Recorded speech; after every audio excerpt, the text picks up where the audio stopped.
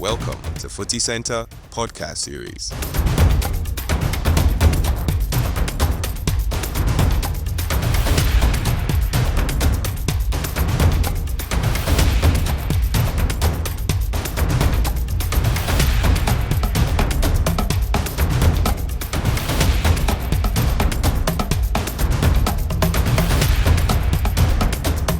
Hello and welcome to another edition of FC Pitchside podcast with me, Theo Inyan, and this will be an exciting edition. And the reason is because today we are looking at several topics, including the UEFA Champions League, the English Premier League, the Italian Serie A, the Bundesliga. We'll also look at the AFCON Under-20 Championship ongoing, and then also touch a bit on the Ghana Premier League. So it's a lot that's going to be happening right here on this particular FC Pitchside podcast episode. Again, my name is Theo Yan, and I've been doing this, or I will be doing this, with Jonathan Mensah, Sicho, and John Boafo. Gentlemen, you're welcome to this episode. Yo, John, where have you been? Jonathan was somewhere in Greece, chilling. Greece. Yeah, it was somewhere in Santorini. I had to take care of something, so I'm glad to be back. Brilliant. Fantastic. Brilliant. John Boafo, it's your first time joining us. John, you're welcome. Yeah, thanks for having me. I really appreciate it, and I've been seeing what you guys have been doing from far, and I feel honored to be here and really excited to talk about PSG. We feel the honor, and of course, it's really exciting to have you here. And of course, How do you do it in Paris? Ali, Ali, Ali. Ali, Ali, Ali. Ali, Ali, Ali. Yeah. but John, we'll get to PSG and their Champions League heroics very, very soon. But before we do that, and before we delve into the conversation, let me just remind you: if you're watching this on YouTube, please remember to subscribe. Hit the subscribe button. Also, like this video; it goes a long way to help us. And please share as much as you can. And then also, if you are listening to us on Spotify and Apple Podcasts, you know what to do. Rate 5-star and also hit that follow button so you are reminded and notified of all subsequent episodes. Now let's delve into this episode's conversations, and we'll start with the El Clasico because, again, biggest game of the weekend, magnitude of the game based on the clubs involved, and also what is at stake, La Liga title. But how did it all unfold? Kylian Mbappe will steal a hat-trick in this particular one, but it will still not be enough for Real Madrid as they lost to Barcelona by 4-3. And it's a game that produced 7 goals, but a game that could have produced 20 goals. If you saw that game, you just know how wide open it was, and there's so much to talk about. But I'll start with you, Jonathan. As a defender, if you watch the El Clasico and just how open the defenses are on both sides, how were you feeling watching that game, and what do you think about these two sides? I think this game always gives something to remember, and I believe this one did as well. It has always been the case where it will have lots of goals, which Yeah. we were lucky enough to witness it today. I would say Barcelona has been incredible the whole of this season, and they've beaten Madrid, I believe, 3 times already. Yeah, So more like going 4. into this game, the Copa del Rey and then the game in Bernabeu, The league, the Super Cup. oh, I Super the Super Cup Cup as well. Yeah.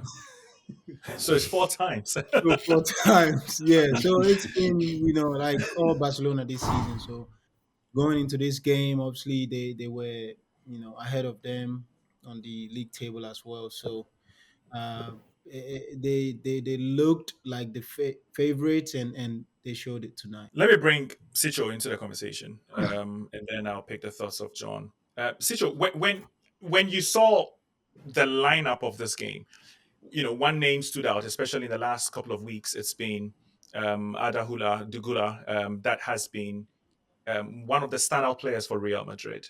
He started in the game all right, but went missing. But another player that went missing was Vinicius Jr.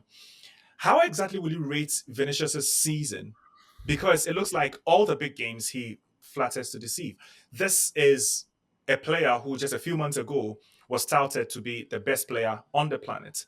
What has happened to Real Madrid? What has happened to Vinicius Jr.? Mbappe seems to be picking up the reins. It fails, it works, but it still does not save Real Madrid. Yeah, I think Vinicius Junior this season hasn't been as influential in games as we've seen him to be, especially from last season or seasons prior. I also think what has upsetted the Vinicius Junior's ability in this team is also down to the balance in the side. Real Madrid's team completely looks off, right? And Kylian Mbappe will always score the goals. It's a better goal scorer than he's the best goal scorer in the team. But even his performances aside the goals haven't necessarily been great because of the team balance and everything. It has affected players like Bellingham, Vinicius, Rodrigo, and so he hasn't been great. Other players as well, the game just went by him like that. Clearly, he's not the most experienced player in the team.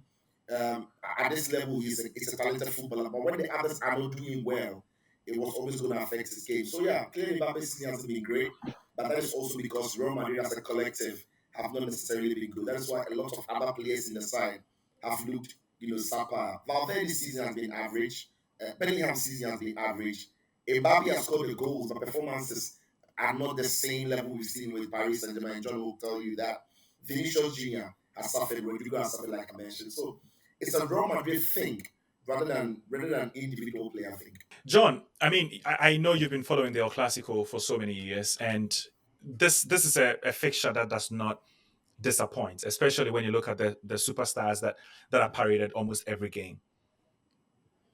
This Yeah, season definitely. for Barcelona, it's not really been about individual superstars. Although there's a big shout for Lamine Yamal and what he's done on the pitch for Barcelona, but it seemed more of a collective than Real Madrid, who have over the years been relying on different superstars. It's been Ronaldo, it's been Benzema, it's been Vinicius.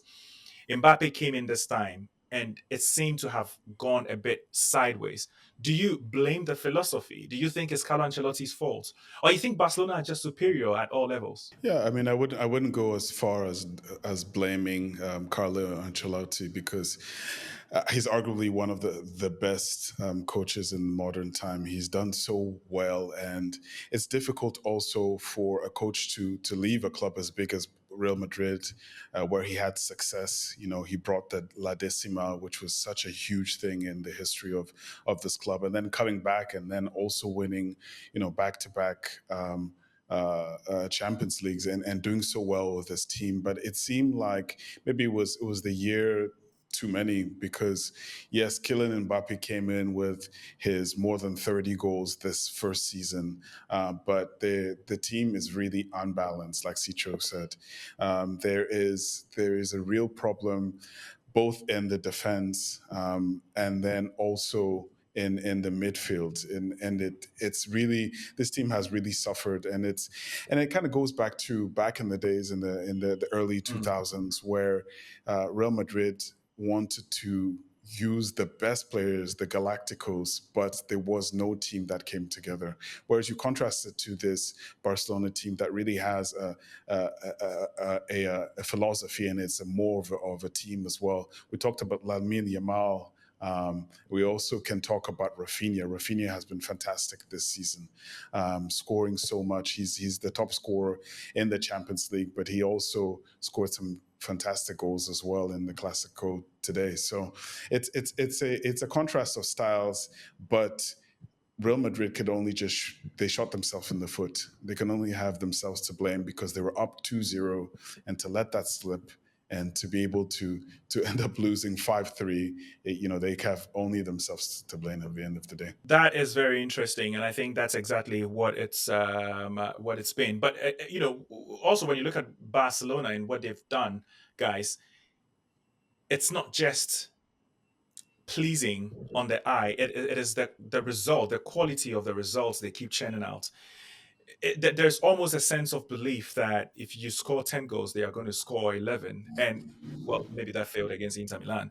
We'll get there. But they've done it for the majority of the season. But how wild is that high line, though? Because even when they were winning today 4-3, you were losing by 2-0. You come back, you're leading by 4-2. They were still playing a high line. 4-3 with 5 minutes to go. There was still a high line. Real Madrid could have equalized if Mbappe took his chance and the young chap who came on, if he also took his chance. that clearly says a lot about what the high line is, but it also says a lot about Barcelona and their principles and how they are holding firmly onto it. I don't know who's going to tackle this for me, but how crazy is that Yeah, high line, and at what point does it stop, or is it never going I to don't stop? think it. I don't think it will ever stop. It will only get better for them. The reason why the high line is crucial for Barca is, in fact, go through the game against Real Madrid just today. Don't go any further back. Look at how quick Barca gets to the box, or look how quick Barca score goals or create chances once they win the ball. All of that is possible because of how high the line is. So the team is compact in an area, and most often that compactness is in the opposition's final third. So when they win the ball between Kylian Mbappe and Ceballos, straight away a chance is created, right? When Mm. Fermin Lopez picks the ball from Valverde, look at the number of bodies that are committed in Real Madrid's half. He shoots, unfortunately, it's offside. So the principle in Barca's high line is not is they know they are taking a huge risk, but they also know that when that risk comes off, most often than not, they will outscore their opponents. So yeah, there are Right. negatives to the high line.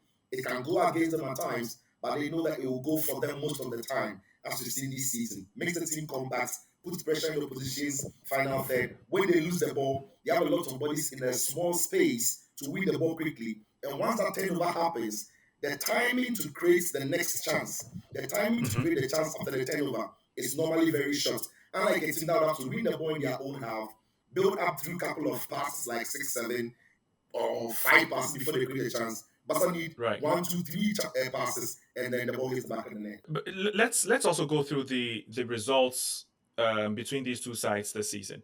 So they first met in the club friendly. I'm not going to touch on that, but the four competitive Touch on fixtures. it. Uh, no, I don't want to touch on it. The agenda you bring, you know, go work. but the first La Liga match in October, Barcelona Yeah, beat Real Madrid 4-0 at the Bernabeu. yeah. 4-0. Mm, And mm. then there was the Super Cup.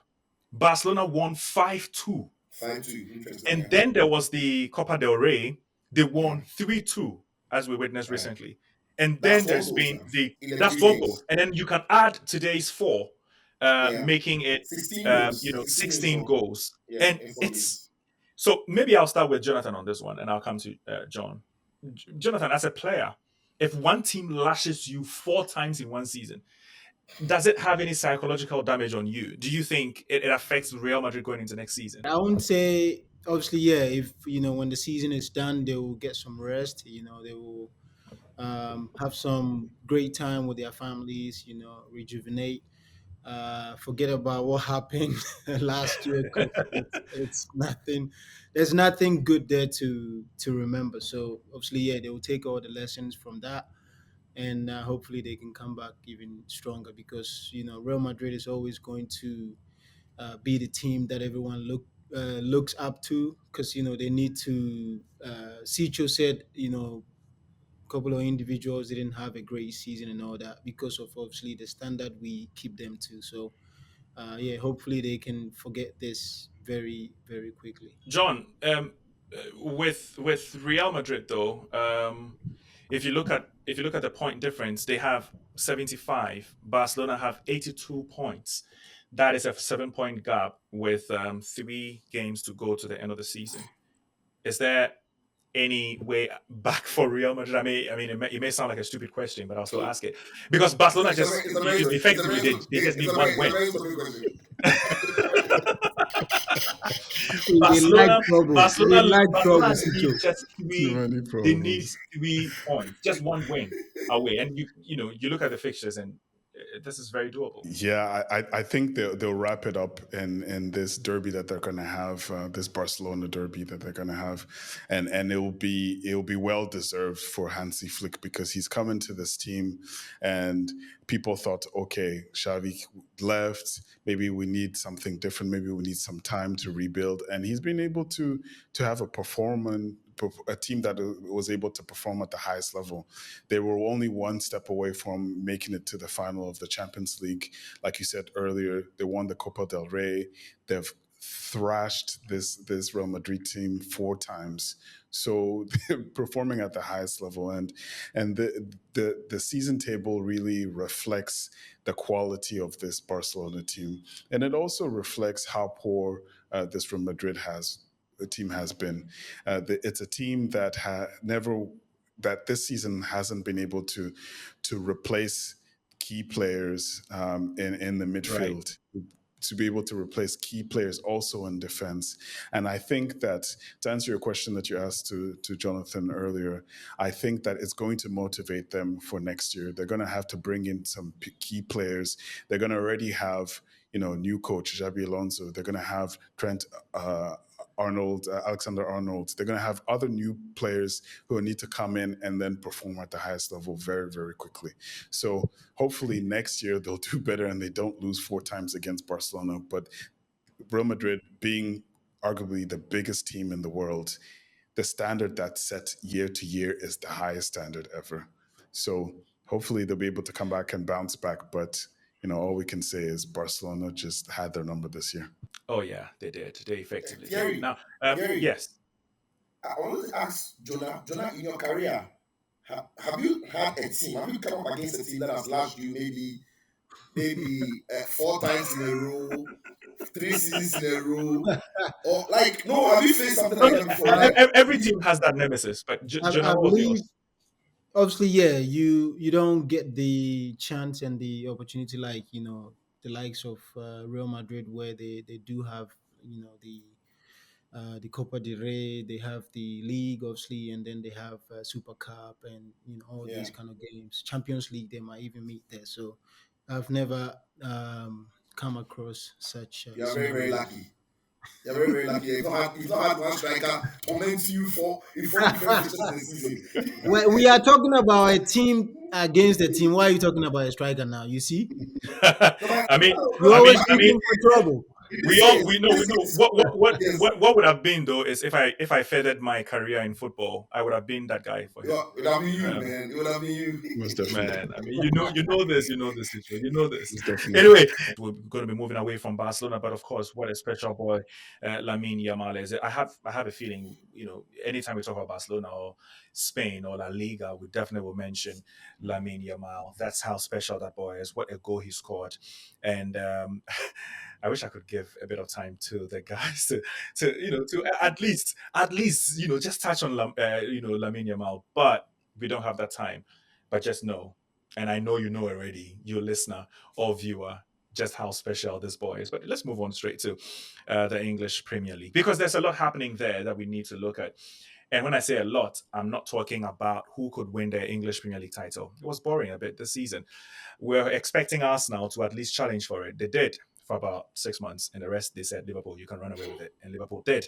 But the better race has been for the UEFA Champions League, and that's because Manchester City have fallen down the pecking order to join the likes of Chelsea, Newcastle United, Aston Villa, Nottingham Forest to fight for the 3 remaining spots. Remember, it's because England has 5 spots in the Champions League next season. So with Liverpool and Arsenal seemingly taking the first 2, yeah, I mean, we can safely say that because Arsenal, well, for now, it doesn't look like they're going to be dropping points, but they just coast because they are Arsenal.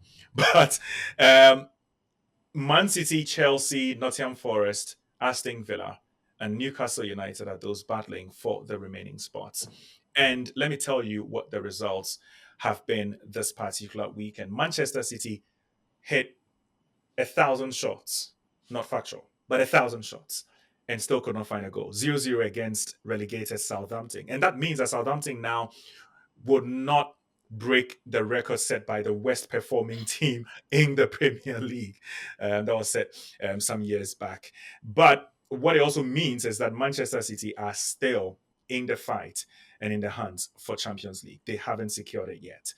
Chelsea lost to Newcastle United, another team that are also fighting for the Champions League spot next season. But at the St James's Park, a very daunting ground. It's not an excuse. I'm just saying it's a very difficult place to play.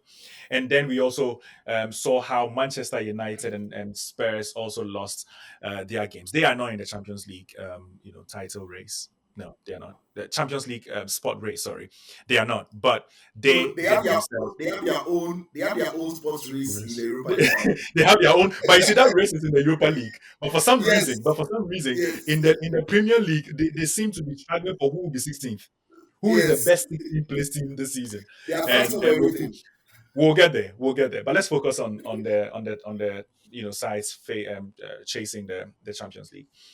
Newcastle against Chelsea. Let's start with that. I will start with you, Sicho. Yeah, look, Newcastle had a great start to the game. We know the St. James's Park is a massive place, difficult Fabulous place to start. go. What a start! Yeah, yeah, it was a dream start for all the Newcastle fans and the players. And when we speak about teams winning titles and what winning anything of any sort in sports can do to you and your confidence, take a look at Newcastle. After they won the Carabao Cup, just look at the chain of results they put together. Like in their minds, we are winners. In their minds, they can beat any team. And look, when you look at the results and some of the performances and how the fans have responded to that win of the Carabao Cup. And I thought after winning the Carabao Cup, they really celebrated. They would burn out, they would lose focus. But that instead has boosted their momentum and their confidence, and they are going strong. Had a great start to the game. Unfortunately for Chelsea, I thought they were just growing into the game and caused Newcastle problems when the Nicholas Jackson red card happened. And from that point in, Chelsea managed the game well. Like credit to Newcastle, they didn't go gun hole looking for the killer goal, but they also respected the threat Chelsea could pose with them, even though they were return men. And they managed the game until in the last minutes where Bruno Guimaraes scored the goal that eventually sealed the game. So yeah, credit to Newcastle. An unfortunate afternoon for Chelsea. It could have been a different result at this stage, 11-11, but Newcastle won't care. I thought it was a very good turnout in the second half by Chelsea, but it was, Yeah. a bit. I mean, they still didn't have the potency in front of goal, especially. They controlled the game very well, came back very strong. But I'll move to Manchester City and I'll let John wrap that up for me because everybody saw City's fixtures in the running and thought this was the easiest running for any of the teams. But against one of the most beatable teams in the Premier League this season, Southampton defaulted. John, how did this happen, and what does this mean for City? Yeah, I mean, Manchester City clearly has struggled this year compared to the City that were known for the last 2 or 3 seasons, or even, I mean, much more than that. Let's say over the last, 8 years, 8 seasons, and Manchester City has been a dominant side, and this season they've just really fallen off the wagon. And this game against Southampton, that has been basically the whipping boy of all of the teams in the Premier League this season. They weren't able to score, and so it's basically it shows the symptoms that this city needs something new, and they need a new blood to renew the project. And maybe it's the case that the struggles that Pep Guardiola had, in his personal life, and the struggles that the team had also, they've all come together to this point. But it's vital for the project that they qualify for Champions League next year, and it's really interesting to see the huge gap there is between the Manchester City, the number of points that they have, and then Liverpool, because you think to yourself, Arne Slot, first year, he's not going to do so well, etc. And in the end, he did so much better, but he did so much better than the rest of the other teams because a lot of these teams this year let us down. And Manchester City is one of those teams that did let us down at the end of the day. But hopefully they'll be able to bounce back next year. I expect some of the older players to leave. We already know that Kevin De Bruyne is going to leave, but I expect other players to leave, and they'll restart the project and want to perform at the highest level as we know Pep Guardiola's team can do starting next season. Quick follow up there, John. Do you think Pep Guardiola is able to challenge for the title next season? Yeah, I think so. Really, I mean, he's one of those guys who's a genius, and thinks about the game every single day, every single minute, and and he has had to pay the price in his personal life in a sense. But one of the things that you hear from some of his former players is he's so intense, and I think that over the summer maybe he'll give himself a couple days to go to Barcelona and chill and tan small, but then he'll get back and he'll know exactly what he needs to do to get to the highest level. I don't expect them to be as far off the championship next year. I certainly see them being impactful, and then going back to winning trophies. Because if you remember, this is a Manchester City team that last year won 4 trophies. Or was it last year? Or was it the year before? They won one. They won 4 trophies a couple seasons ago. Or am I wrong? Yeah. But It was they three. three. It Sorry. was a treble, right? Yeah, Yeah. it was a triple. Sorry, it was 4 in a row. It was 4 championships Yeah, in, 4 titles in a row. Four league That titles in a also, row. yeah, that's what it yeah. was in a row, and that's just incredible because we're not talking about any farmers league. We're not talking about a smaller league. This is the mighty Farmers League, Premier we'll get League. there. Yeah, well, I have something to say about that. Me and Jonah have something to say about this farmers league nonsense. Anyway, Yeah. these I guys didn't have know Jonathan become Mensah the was a highest. farmer. Jonathan, what crop do you grow? Call me Farmer John, not the other one. Just me, Farmer John. I know, John. But John, cities. The expectation we have of City is so high that they are likely to finish the Champions League place and probably go on and win the FA Cup this season. Yes, we think Yeah, it's a failed season. If Arsenal, if Chelsea, if Man United or Liverpool finish in the Champions League places and only won the FA Cup, that would be considered somewhat a successful season. But Pep Guardiola and City have set the bar so high for themselves. Everybody thinks, look, they failed, they are bad, they are miserable, but they could win the FA Cup and still make Champions League. That's how good they are. yeah, yeah, yeah, I think so. certainly, and this is the Yeah, plight of the biggest clubs because you could say the same thing of Manchester. I mean, of Real Madrid. Even if they had won Yes. the La Liga, you would see that the way that they played in the Champions League and the way that they got destroyed by their rival. At the end of the day, people would have said this is not good enough. So that's just the way it is. okay, let's also quickly look. I'll let maybe Jonathan touch on Newcastle United and their performances, but I think Sicho touched on that already. Yeah. Sicho touched on that already, so maybe we should wrap up the Premier League, conversation. But actually, there's Arsenal to talk about because Jonathan has a lot of interest in Arsenal because of Thomas Partey. He's a good friend to him, and of course, a colleague in the game as well. But when you look at Arsenal's performances this season, Jonathan, especially considering it could go down the drain if they lose the second spot they've held on to for so long. And everybody thought, I mean, if you play second and you get to the Champions League final and possibly compete for the Champions League trophy itself, could be defined as a successful season. But crashing out of domestic competition so early, losing a grip on the top spot in the Premier League title, and potentially losing a grip on silver, although there's not never a silver medal Yeah. in the Premier League, and also crashing out in the semi-final. Is it still a successful season for Arteta and Arsenal? Whenever the name Arsenal, people are mentioning Arsenal here and there, I always, remember what Ezra says. Ezra will be like, "Oh my god." You're a Yeah, bad guy, man.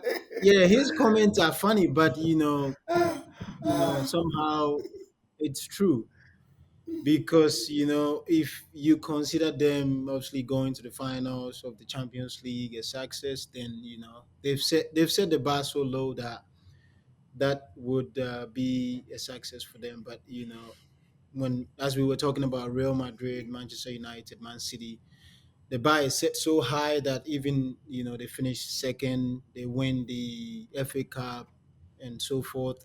People are going to refer to them as season that people are going to refer as a failure. But I'm glad Thomas is playing well, even though collectively it could be so much better.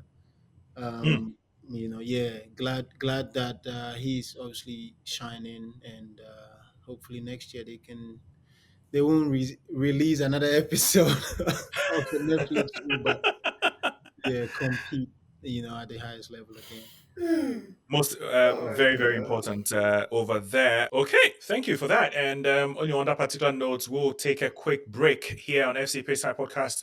When we come back, it's going to be the UEFA Champions League because I'm going to be rolling back to midweek and painting a picture of what happened. And hopefully these guys are going to be able to break it down for you because It was all magical for some clubs, and for others, absolute disaster. We'll be right back.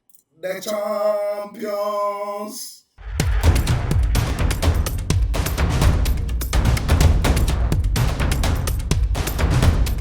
This is the FC Pitchside podcast, the first in an exciting lineup of podcasts by Footy Centre.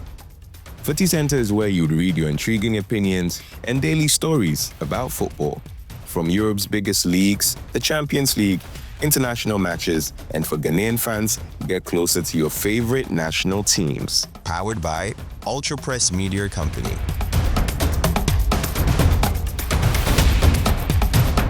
Welcome back to FC Pitchside Podcast with me, Thierry, and I'm doing this with Jonathan Mensah, Philip Sicho Atrim, John Boafo. If you're watching this on YouTube, please hit that subscribe button and also like the video. If you are listening on Spotify or Apple Podcasts, also do the follow and rate us 5-star. Would love that. That is if you like the show, and hopefully you do. Let's go straight to the UEFA Champions League, and what a day. No, actually, it happened over 2 days. Well, 2 days they were, because when it first happened on Tuesday, we thought, that's just all about it. But there was Wednesday, French fries delicacy served by Paris Saint-Germain for us. But we'll talk about that. Let's first deal with what I thought was the biggest one last week between Inter Save the best for the and last, bro. Barcelona. Save the best for the last. Okay. If Sicho wants us to save the best for the last, we will. Let's discuss Don Guafo's team PSG making the UEFA Champions League final. Only the second time in the last few years, because Pochettino did that, and then now Enrique. But this seems a lot more special to PSG fans, because not because they prefer these players. I'm pretty sure they loved Neymar, Messi, Mbappe, and all that. But there's something about this group that gives hope to PSG fans, and it's probably because they know it's a young team, and they've built some cohesion together, that if they are able to continue to stay true to each other, they can be able to win things going forward. But John, assess your season and what this means to you as a PSG fan. Honestly, at the beginning of the season, it didn't look very good, because it seemed like Luis Enrique was not sure about the squad that he had. There was a lot of interesting choices to use a word.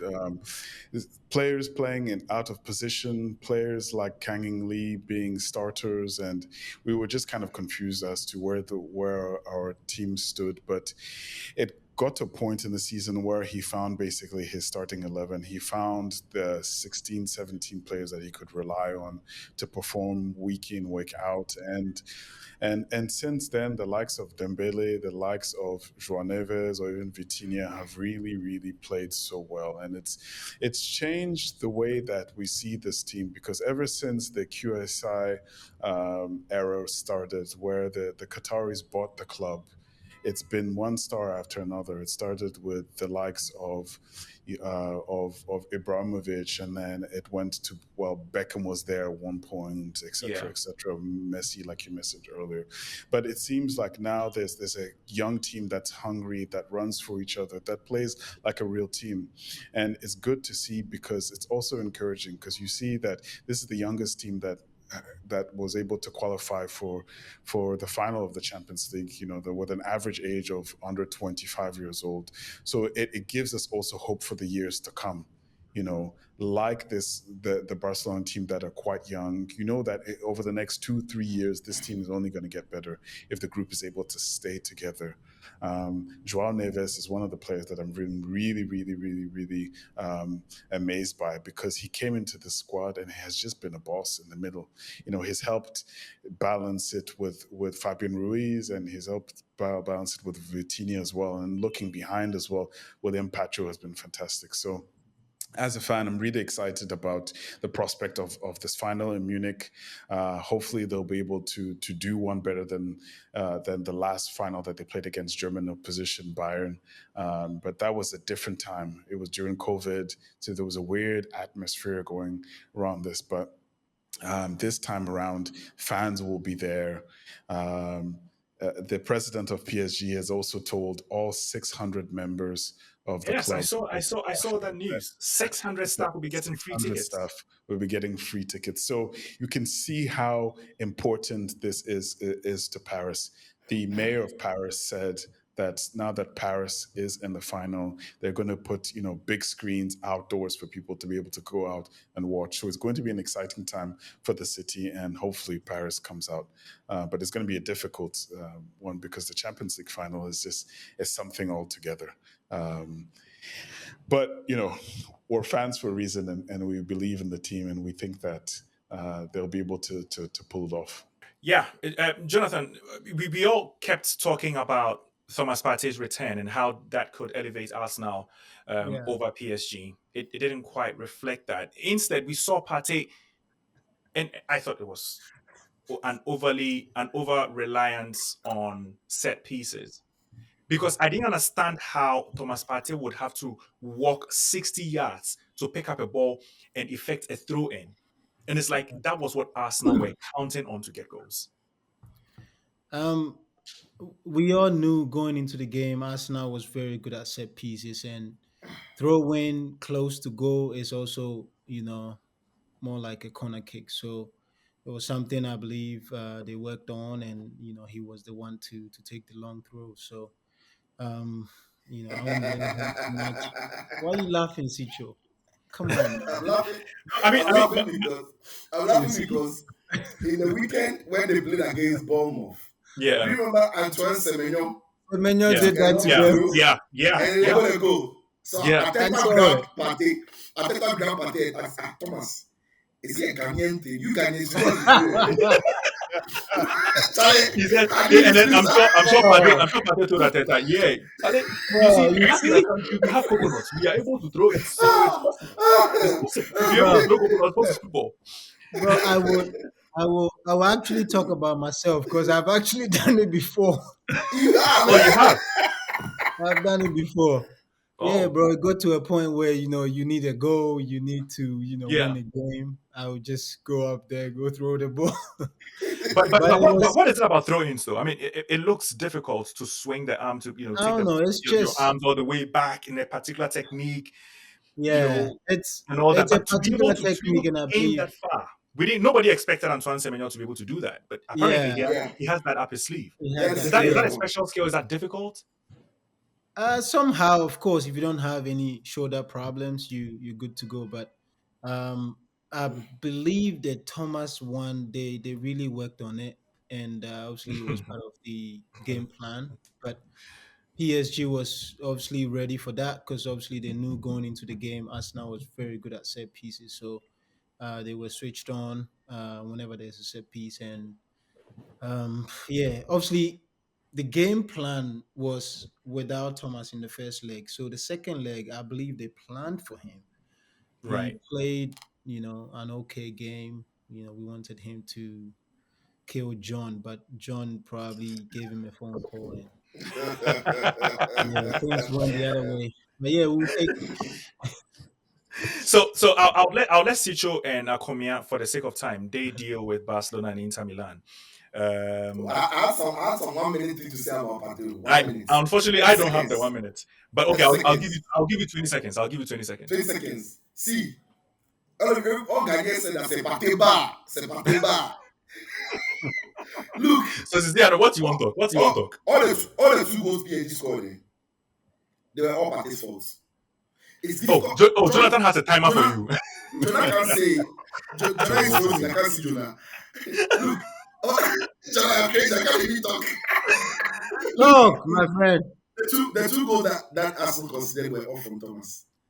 But it's difficult. time Your out. time is up. Your time is up. Your time is up. The time is up. Your time is The up. time is up. Your time is The up. Your time is up. Your time is up. The first goal, Jonah, you're a defender, you know this. Thomas got there first. Instead of heading the ball out for a corner, he decided to head the ball back into his own box. Then Fabian Ruiz scores. The second goal, Patrick gets to the ball first. Instead of clearing the ball, he tries to be cute. It's unfortunate. I'm not happy to say this, but of course, you're analyzing the game. We need to understand factual. I thought Thomas, with his experience, should have done better in those 2 situations. But to be fair, his long throws. I particularly agree with the second goal. With the I second thought- goal, the yeah. second goal, I believe the same. But the first one was a little bit difficult. Yeah, I think that was a little bit Sort of difficult. like I mean, I think head the ball. Sicho does well to track it back to Partey. but Where would you head the but ball, Jonathan? Where would you head that ball to? Would you head it back into play or you head it out of touch? You know, player profile is different. Thomas Partey header Right. and is different. So, but yeah, just maybe put it in the air, but to head it right back at the edge of the Yeah. box. Put Yeah, it I put it in the I air. wouldn't have done Yeah. that. But the second Absolutely. one, I would say, yeah, he could have done better on Clearly. that one. Yeah. right Right. now, let's move on to Barcelona and Inter Milan. We all were expecting some remontada, but it happened to be Milantada because Milan know how to do it. Apparently, maybe even better than Barcelona. It happened in Spain in the first leg. We all knew that Inter Milan did not concede too many goals. They did, but they were still able to score goals just when we thought they couldn't score goals. And they did the same thing over there in the second leg. But Acerbi, my God, that guy had. I mean, anyone who knows his story and how he's struggled in the Serie A through different teams, and at a latter age in his 30s, no one would have expected him to continue that run with that belief that he could get to the end of that ball. And that was a striker's goal. Absolutely beautiful goal. But in the end, what it meant was Hansi Flick and Barcelona would not progress to the final. Some people say penalty shouts, blah, blah, blah. Sicho, what's your take on that one? Because Inter Milan Yeah. progressed to the final for a second time under Simeone Inzaghi. Yeah, I think Akumi and I even predicted Inter were going to go through. But I think this game was a proper toss of a coin. And the reason I say it's a proper toss of a coin is whichever side of the coin you flip, the script aligns. Had Barca gone on to win and the coin had flipped onto the Barca side, the narrative would have been the youthful Barcelona team beats the old Inter Milan side, right? But now that Inter Milan has gone through and the coin has flipped to their side, the narrative is the experience of the old Inter Milan team comes to fall against an inexperienced Barca team. And I say this largely because when you look at the way Barca could managed the game in the last minutes in that second half, it was clear inexperience, it was clear youthful exuberance.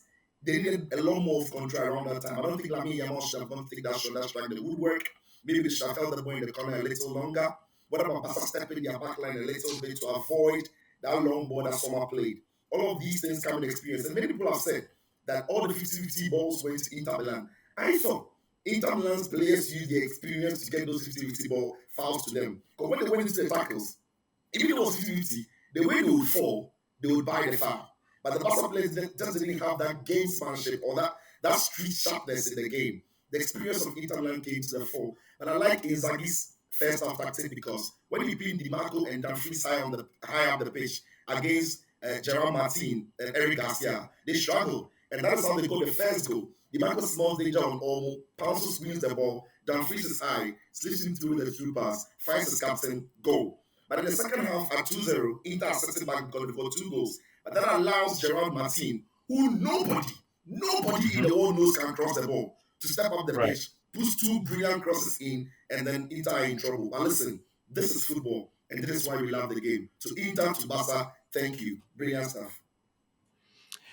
I like that. I like the summary. And what it means is that Barcelona will miss out on a treble, a famous treble that they were absolutely so sure they were going to achieve this season. But Inter Milan could win a double if Napoli falter or win, a potential Champions League that they haven't won since Jose Mourinho's 2010 edition. Now, maybe I'll just ask John on this one. John, between PSG and Inter Milan, put your hearts aside. What is your head telling you? Who is winning?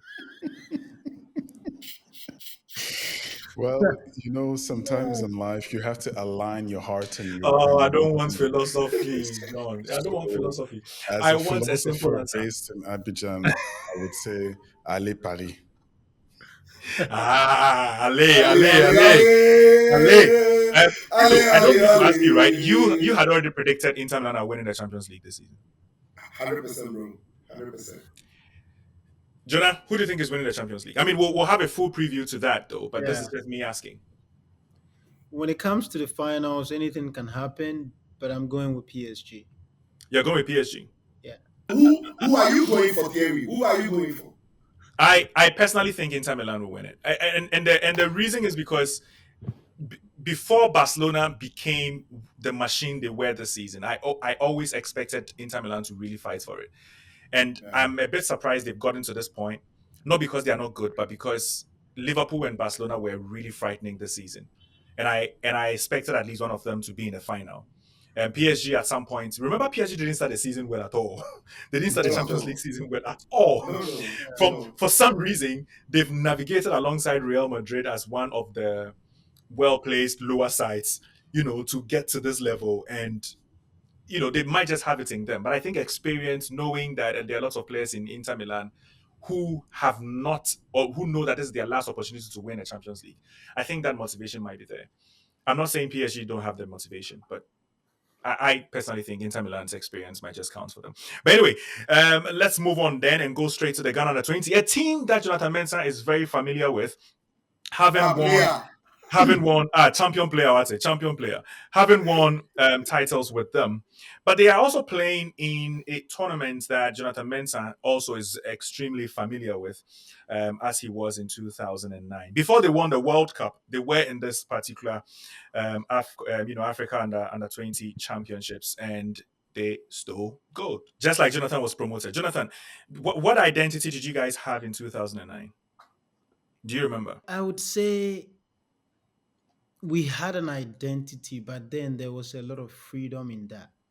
Right. Yeah, Celastete gave us all the freedom, and when he needs to step in, he will. But he will usually sort of like give the responsibilities to Dede, to myself, to Edia, Ransford, say a few of the guys that the other guys will listen to, because sometimes he just want to be on the side where he hands over to us, and we did it so well that people didn't see when things weren't even going well. But we now the game is all about the identity. But if getting the results in the group stages, and then everything starts to blend together in the knockout stages, I believe it would be really really helpful. The coach has done a good job with the boys so far, and yeah, hopefully, like Akumia said, we will see a little bit of the DNA of the youth teams that we used to have before. And then when you get promoted, it won't be a long process of but comparing Lamine with these guys. That's a bit unfair. I mean, to be honest, Lamine is Yeah, contesting against because 37-year-olds.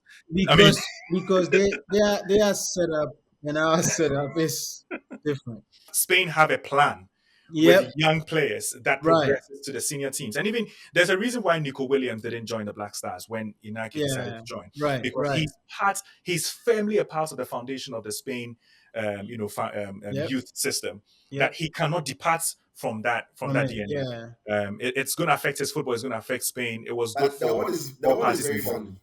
The It's one is going very to funny. affect his whole life as well.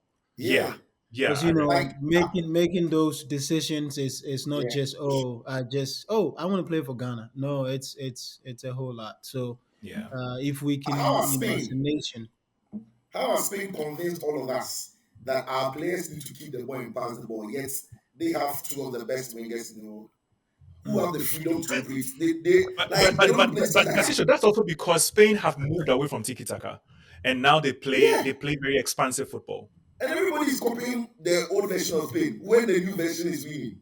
But they No, are not copying I Spain. They are think copying Pep Guardiola. And now people, I think, after the Euros and what Spain did, the success of Spain, and yeah, how Hansi Flick is also transforming Barcelona, I think people will I now start mean, moving away from the tiki taka.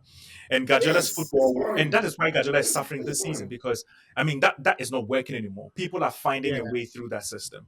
And if you see the way Enrique is playing with PSG, if you see how Spain national team is playing, how Barcelona is playing, yeah. you just know that football is about changing again for the next decade or so. Because I see, think Anyway, it comes down to planning, like let's say the long term planning.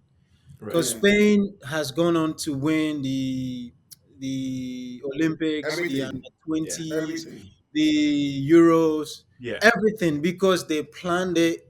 Like 10 years ago when they won the World Cup in South Africa, they started to plan for the next generation. Okay, the under 17s, the under 20s, the under this, and now when you see them in like 5, 6 years time winning it, they didn't start planning the So time my they question is, want. Ghana football, what's our plan? So Oh maybe yeah, what our preparation, our planning, our investment, it's not good enough. At all. It's At not good all. enough. How come We you guys all know laughing? it, It's terrible. and if why is Akumia laughing? That's the reality of our football. But Yeah. I give a lot of credit to the people that are leading now. They're doing their best, but it's not enough. We still need more, and I believe we are able to do it. So yeah, hopefully we will see that sort of like grow in the teams. Jonathan is just being diplomatic. One of these days, we are going to devote our time to Ghana football, and we'll tear them down into Diplomatic. pieces. What the Don't figure tell this me. be? I won't be around for that episode. have you seen that But political move? anyway, guys, that will be it for this edition and this episode of the FC Pitchside podcast. Thank you very much for doing the viewing on YouTube, for subscribing, and for liking. And also, a big thank you to you, listener, on Spotify and Apple Podcasts. My name is Theo Winyan, and I've been doing this with Philip Sicho, Jonathan Mensah, John Boafo, who have been tremendous in this episode as we've discussed the English Premier League, UEFA Champions League, sports race, and also discuss the UEFA Champions League as it happened in the semi-finals, and the race in Italian Serie A, the El Clasico as it happened between Barcelona and Real Madrid, and so on. Thank you very much for joining us. Same time next week, we'll bring you another episode of the FC Pitchside podcast. Continue your excellence throughout the week.